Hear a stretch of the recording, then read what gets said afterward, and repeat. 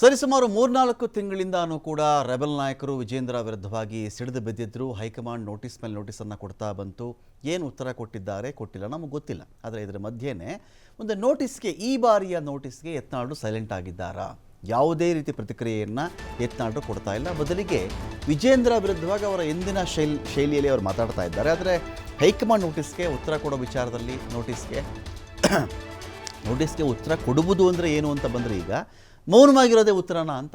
ಯಾಕಂದರೆ ನೀವು ಯಾಕೆ ಇಷ್ಟು ಮಾತಾಡ್ತಾ ಇದ್ದೀರಿ, ಇದು ಪಕ್ಷ ವಿರೋಧಿ ಕೆಲಸ, ಹಾಗೆ ಹೀಗೆ ಅಂತ ರಾಜ್ಯಾಧ್ಯಕ್ಷರು ಹೋಗಿ ದೂರು ಕೊಟ್ಟಿರ್ತಾರೆ ಹೈಕಮಾಂಡ್ ಮುಂದೆ.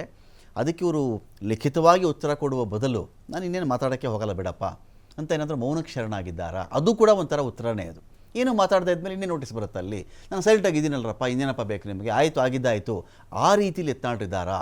ಇದರ ಜೊತೆಗೇ ಇವತ್ತೇನಾಗಿದೆ, ಯತ್ನಾಳ್ ಅವರ ಮುಂದೆನೇ ಯಡಿಯೂರಪ್ಪ ಅವರ ಪರವಾಗಿ, ವಿಜೇಂದ್ರ ಅವರ ಪರವಾಗಿ ಜೋರ ಘೋಷಣೆ ಕೇಳಿಬಂದಿದೆ.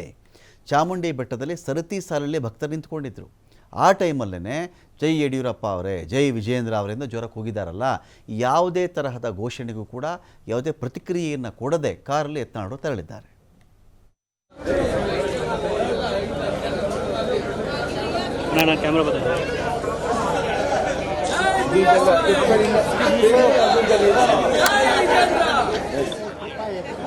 जी सर,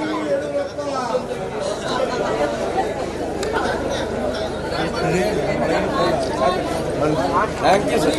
जय विजयेंद्र,